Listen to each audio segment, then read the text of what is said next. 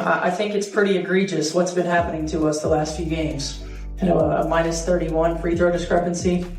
And I might be able to understand it if we were just chucking threes, but we're not. We're attacking the rim. And the disrespect right now for our team has been pretty unbelievable. So it's disappointing. The Indiana Fever versus the Las Vegas Aces isn't a basketball series. It's a heist playing out on national television. Indiana stunned everyone by stealing Game 1 in Vegas. But from that moment forward, the script changed. The Aces didn't simply fight back with talent or adjustments. They had the refs in their corner, giving them whistles so lopsided the game barely resembled competition. Stephanie White wasn't about to stay quiet, and in one of the most emotional post-game interviews of her career, she demanded nothing less than a league-wide investigation into the state of WNBA officiating. Fans inside Gainbridge saw it, social media saw it, and the box score confirmed it. The Aces weren't beating Indiana, they were being gifted wins. The tragedy was that those phantom whistles overshadowed the grit, resilience, and pure heart the Fever brought to the floor every night. Let us know down in the comments below if you think the WNBA will clean up this mess. Disappointing, that it doesn't go both ways, or it hasn't gone both ways. But we also can't allow that to consume us, right? Like, we've got to be able to play through that. We've got to be able to control the things that we can control. Now let's be clear, this wasn't Indiana's first time playing against two opponents, the team in front of them and the officials holding whistles. From the very beginning, it was obvious where the favoritism tilted. Game 1 laid the blueprint. Las Vegas couldn't generate rhythm offensively, so they leaned on free throws to climb back.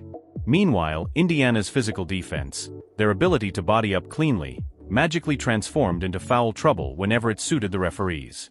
The Aces were allowed to throw elbows. The Fever got tagged for breathing too close. That double standard wasn't subtle, it was screaming at anyone who paid attention. So why don't you think you were able to find any flow, and when that was the case, what are you trying to do to jumpstart things, maybe on the defense? Well, it's hard for us to find flow when there's a foul call every 10 seconds. I mean, it just really is. And when they're at the free throw line, we can't get up and down the floor. And that's a challenge. They were much more aggressive and physical defensively. We didn't counter that with our off-ball actions or with our back cuts. So they took us out of our comfort zone. I mean, offense is about rhythm, it's about timing, it's about spacing. We allowed them to do that, and they kept us from doing it. By Game 2, it was undeniable. The whistles didn't just appear, they dictated the pace, pulling Indiana out of rhythm again and again. By Game 3, the bias had evolved into a wall the Fever couldn't scale.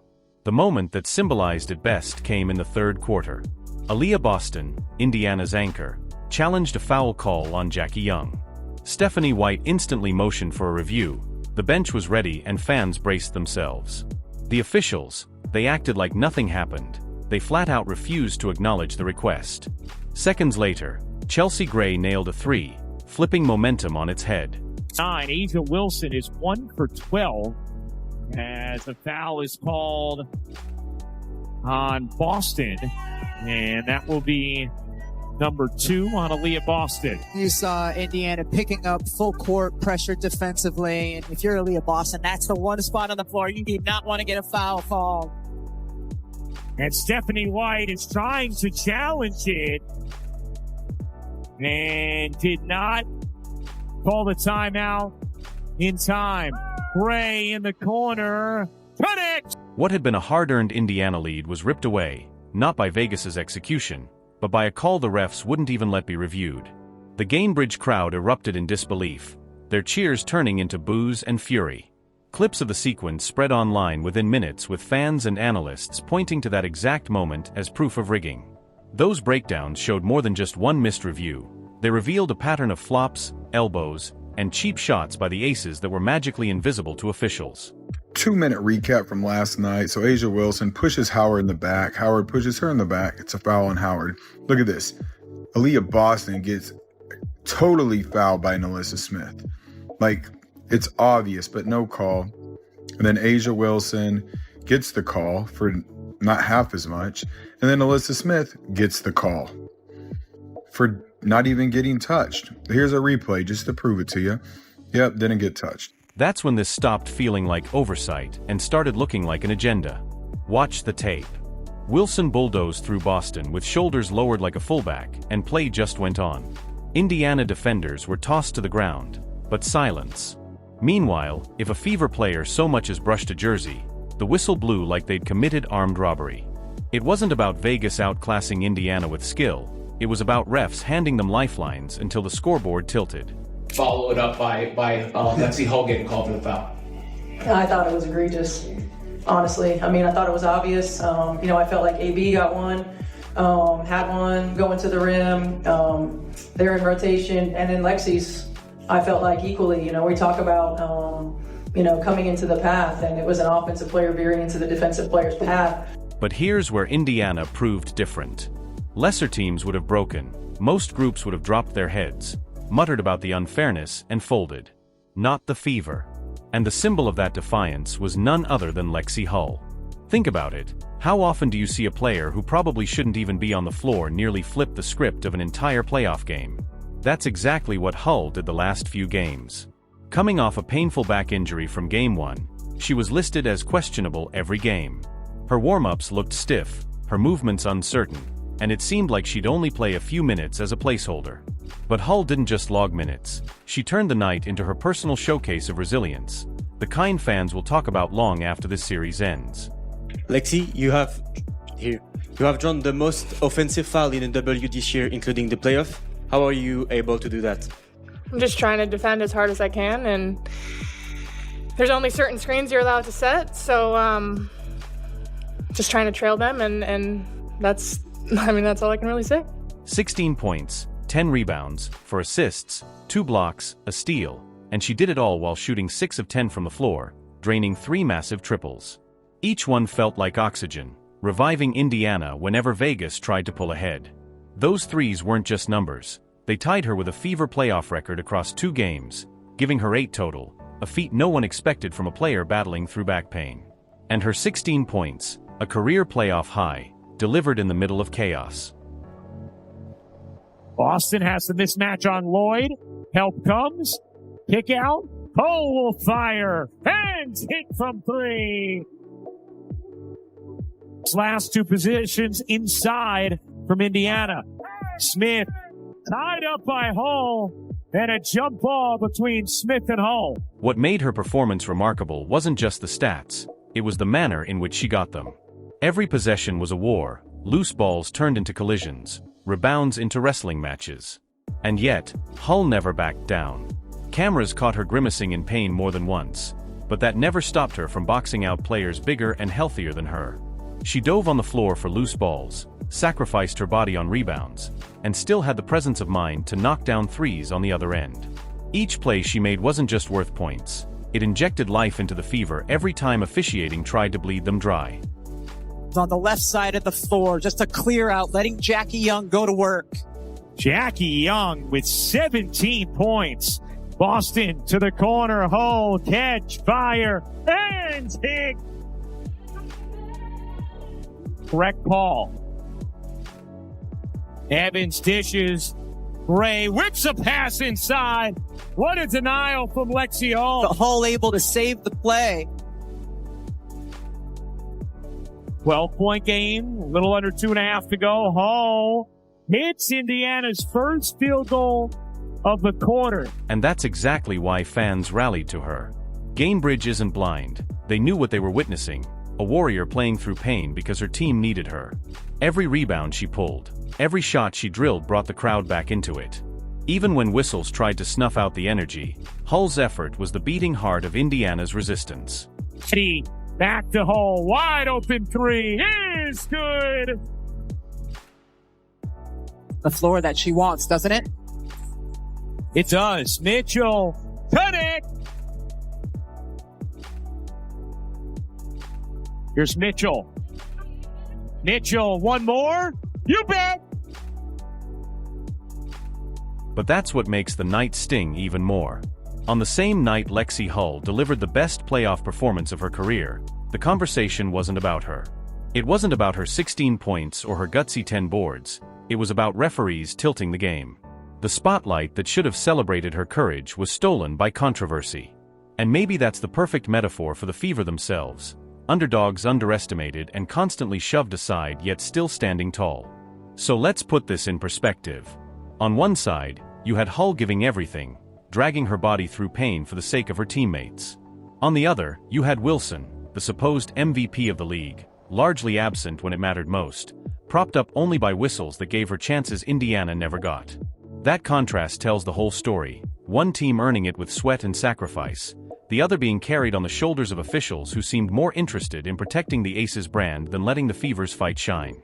Offensive foul, practically a football check, and the Aces score. So now the Aces cut it to 2, and then A'ja Wilson sets an illegal screen, and they tied things up. And then Lexi Hall gets called for a foul for doing nothing when they just had 2 illegal screens they didn't call. All right, so this is fair. Same thing happens on the other side, but they don't call a foul for Kelsey Mitchell. So Leah Boston gets called for this foul for getting her arm grabbed, but Stephanie White can't challenge. They won't let her. That's the second time this game they didn't let her have her challenge. And then A'ja Wilson starts acting like a big baby. Picture this, the league's most decorated player, the so-called MVP, going nearly 3 quarters without a single basket. That was Wilson in Game 3. She opened the night with a confident three-pointer that looked like it might set the tone for dominance. Instead, it turned into her lone highlight for the first half. By the break, she was 1 for 11, a shooting line that would embarrass even a rookie on a 10-day contract. She eventually limped to 6 makes on 20 attempts, totaling just 13 points on 20 shots. Let's be blunt, that's dreadful. Not just below her standards, dreadful, but unacceptable for any WNBA starter, let alone the reigning MVP. Instead of asserting herself inside, throwing her weight around, and setting the tone like she's been celebrated for, Wilson floated outward, forcing contested fadeaways and mid-range prayers, visibly rattled by Aaliyah Boston's relentless defense. And then here we go. She gets a foul call with a 3-point game for, I don't know why they called that foul, but it's the third quarter and they want them to win. So here we go. Ace is up by 3. They call another foul for A'ja Wilson that isn't a foul. All right, so then they call another foul on the Fever that isn't a foul. And then to end the game after it's out of control because the Fever had a 6-point lead, but they kept calling fouls, another foul for A'ja Wilson that's not a foul. Ball don't lie, A'ja missed 11 shots in a row during this game. Vegas didn't need her to play like an MVP, and that's the part that enrages fans the most. Even as Wilson bricked her way through 3 quarters, the Aces still walked away with the win, not because of her, but because everything else tilted in their favor. Jackie Young put on the kind of performance that carried them across the finish line, dropping 25 points and silencing Fever rallies with dagger jumpers. Chelsea Gray chipped in a calm and steady 15, bailing the offense out whenever it stalled. And Nalissa Smith, who's had stretches of inconsistency this season, came up with key plays that happened to land right when Vegas needed them most. So while Wilson clanked shot after shot, the combined efforts of her teammates and the steady hand of the refs stitched together enough of a cushion to keep the scoreboard tilted their way. What makes all of this sting even more is how the media spun it. Wilson's box score was screaming inefficiency, yet plenty of outlets dressed it up with platitudes about her all-around impact. A rebound here, a block there, a couple of assists. Others pivoted quickly to praising the Aces' depth. What got lost in translation? The reason Wilson struggled in the first place, Aaliyah Boston. Possession after possession, Boston walled off the paint, denied space, and forced Wilson into uncomfortable low-percentage looks. When a league MVP shoots 30% on 20 attempts, that's not just an off night, that's elite defensive execution by Boston. That's a star being neutralized, plain and simple. But instead of giving Boston the credit she earned, the narrative bent over backward to protect Wilson's reputation. 2 as well. Here's Hull. Working behind Boston. Boston was open. Great fake, and Boston lays it in.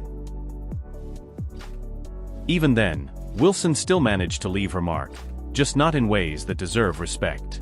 Watch closely and you'll see it. Elbows thrown under the basket, undercuts during box outs, arms swinging dangerously into Indiana players, and almost none of it punished. Somehow, she's still portrayed as a victim. Becky Hammond even had the audacity to complain post-game that Wilson only shot 1 free throw in 38 minutes. The irony, Vegas has been living at the foul line this entire series. When you're already swimming in freebies, crying about not getting more whistles isn't just laughable, it's insulting. The truth is simple, Indiana did their job. They bottled up Aya Wilson, they executed the defensive game plan perfectly with Boston leading the charge, and yet, the Fever still lost because the officiating made sure Vegas never truly paid the price for Wilson's Brickfest. That's why this Aces win feels hollow. This wasn't a superstar dragging her team to victory. This was a team bailed out by whistles and secondary scores while their star was kept in check. Call it what it is, not dominance, but a protected escape. Thought she got hit a lot tonight. To shoot one free throw in 38 minutes.